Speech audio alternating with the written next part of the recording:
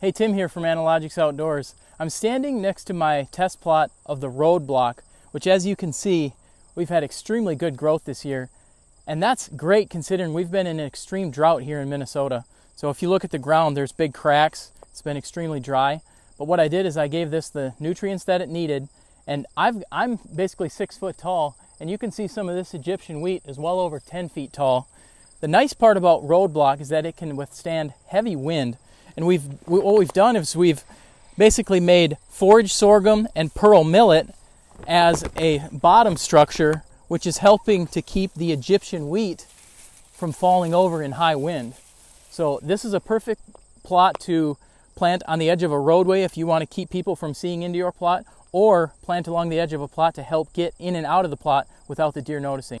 All right, so one of the great parts about roadblock is that you can really conceal your entry and exit.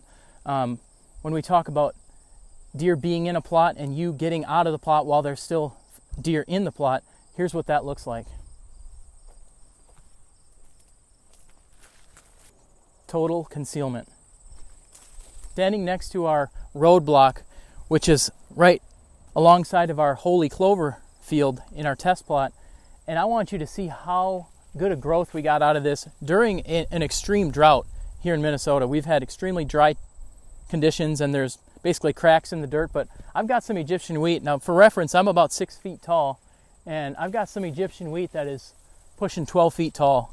So this is a great way to conceal your entry and exit route. Imagine this plot being full of deer and you're going to try and walk on the other side of it so the deer don't even know you're trying to get out. It's a great way to also conceal the roadway so that people can't look into your plot from a roadway. That's why we call it roadblock. So we've got the structure of the pearl millet and the forage sorghum helping keep the Egyptian wheat upright, and it's a really great concealment tactic.